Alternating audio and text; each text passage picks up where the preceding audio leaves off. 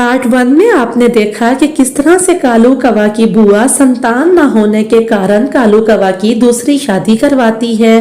गोरी तो बहुत रोती है लेकिन कालू कौवा उसकी एक नहीं सुनता और सेरा बांध के अपनी बुआ के साथ सोनी के घर यानी अपनी दूसरी पत्नी के घर चला जाता है। यहाँ सोनी दुल्हन बन के बैठी होती है और कालू से कहती है कि अपनी पहली पत्नी से कहना मुझसे दूर ही रहे, मुझसे मत उलझे वरना मैं तो गुस्से की बहुत तेज हूँ। दूसरी तरफ मायूस गोरी पारो को अपनी तबीयत के बारे बताती। अगर ऐसी बात है तो आपको बहुत बहुत बधाई हो क्योंकि आप गर्भवती हो। जब पहली बार मैं भी गर्भवती हुई थी तो मेरे साथ भी ऐसा ही हुआ था। क्या पारो बहन आप सच कह रही हैं? पारो उससे कहती है कि आप अभी ये वाली बात बिल्कुल भी कालू को मत बताना, मैं खुद उसे अपने तरीके से बताऊंगी। फिर पारो, मिठू तोता और गोरी कवि गोरी के घर चले जाते हैं। गोरी तो इस खबर को सुनने के बाद सारे ही दुख भूल गई थी और वो तो अपनी माँ बनने की खुशी में फूले न समा रही थी। जैसे ही वो सब घर में पहुंचते हैं तो वहां पर सोनी कवि उससे कहती है, सुनो सौतेन जी, मेरे से बच के रहना, मैं तो गुस्से की बहुत तेज हूँ और कालू जी अब से मेरा ही भोजन लाया करेंगे, तुम अपना बंदोबस्त खुद करना। मिठू तोता कहता है, कालू तुम्हारी पत्नी तो बहुत तेज है और साथ के साथ बदतमीज कवि भी है, मुझे तो नहीं लगता कि तुमने इससे शादी सिर्फ संतान के लिए की है। अरे छोड़ो छोड़ो इन सब बातों को छोड़ो, चलो तुम मेरी शादी की खुशी की मिठाई खा के जाना। हमें नहीं खानी तुम्हारी शादी की मिठाई, चलो पारो यहाँ से चलते हैं।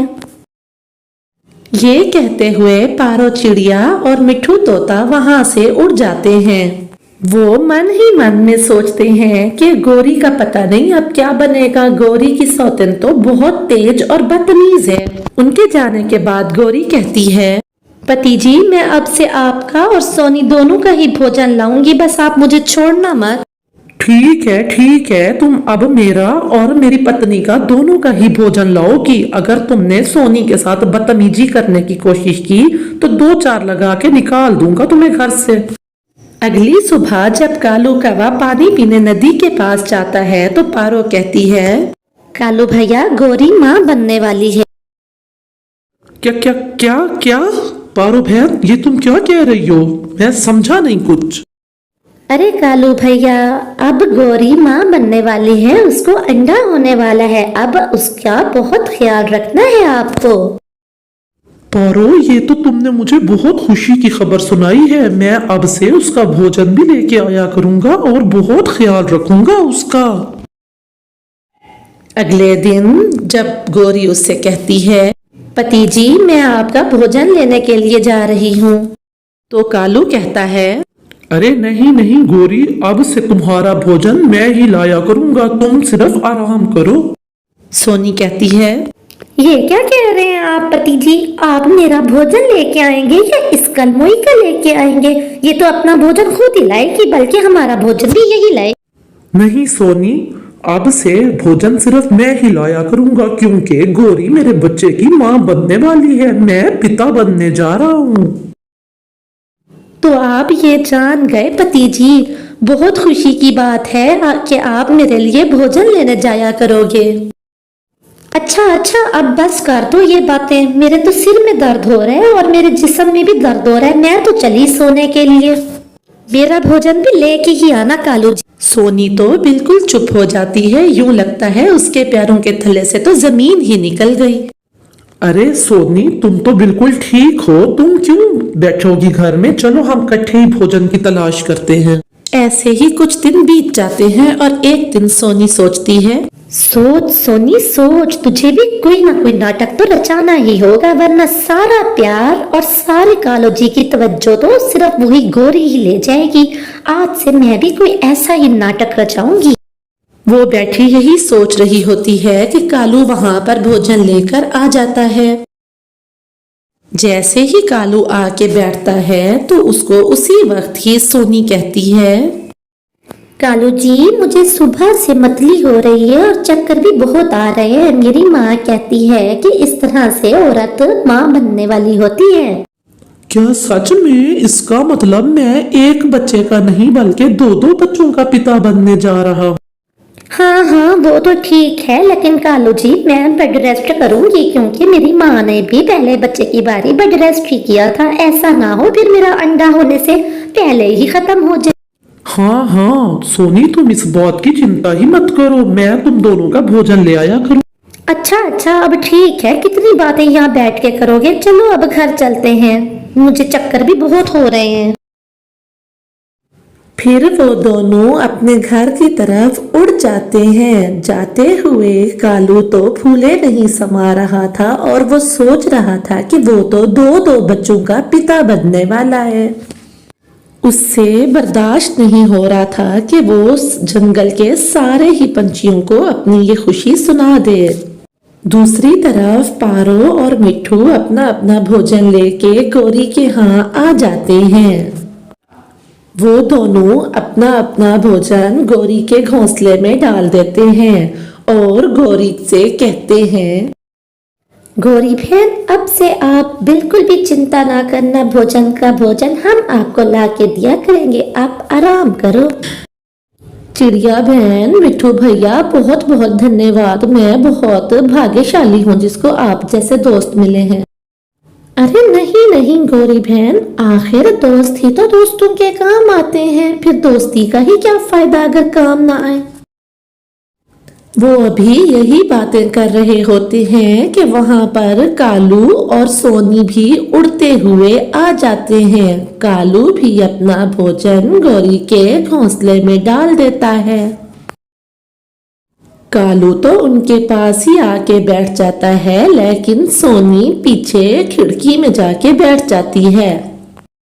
अच्छा हुआ कि आप सभी मुझे यहीं पर मिल गए।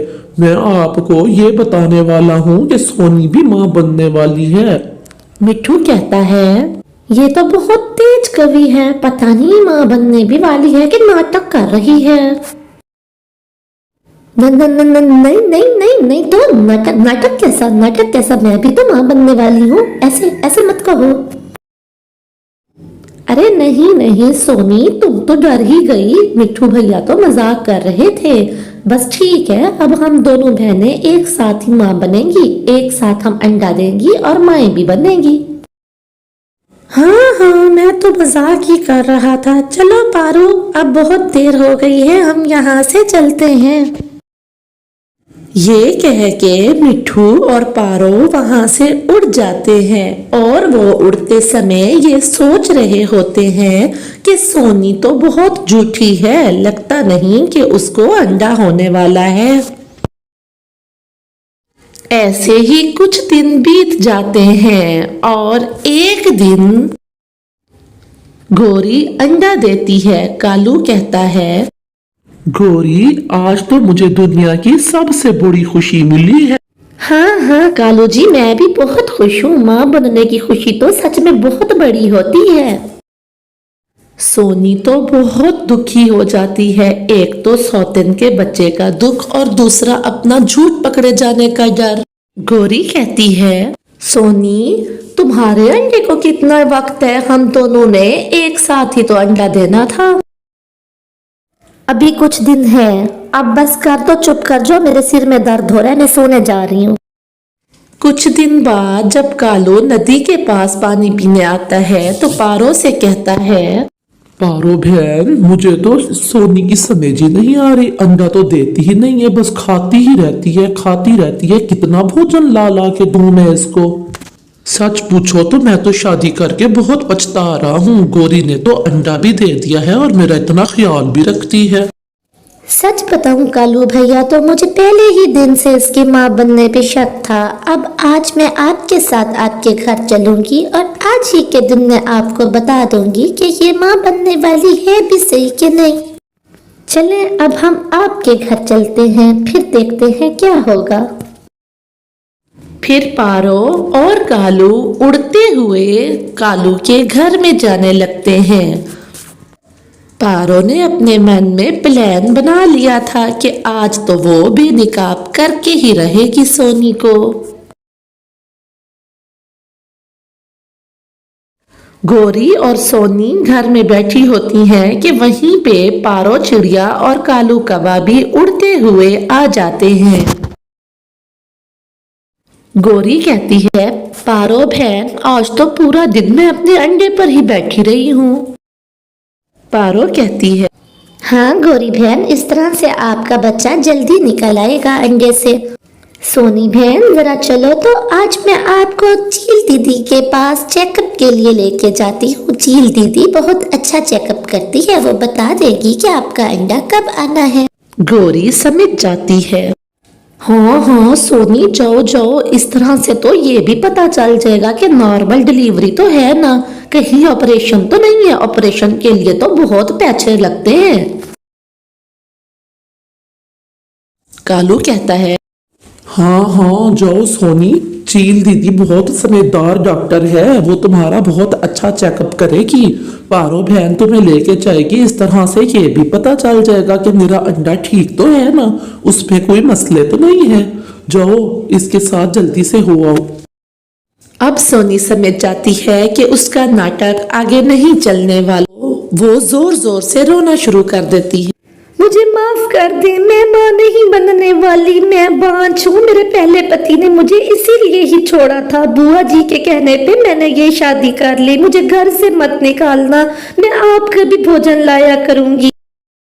फिर पारो कहती है, कालू, अब इस बेचारी को घर से ना निकालना, आपकी बुआ का कसूर है। इस बेचारी की इसमें कोई गलती नहीं है। 2 वक्त का भोजन इसको भी देते रहना और एक छत का तो इसका हक बनता ही है।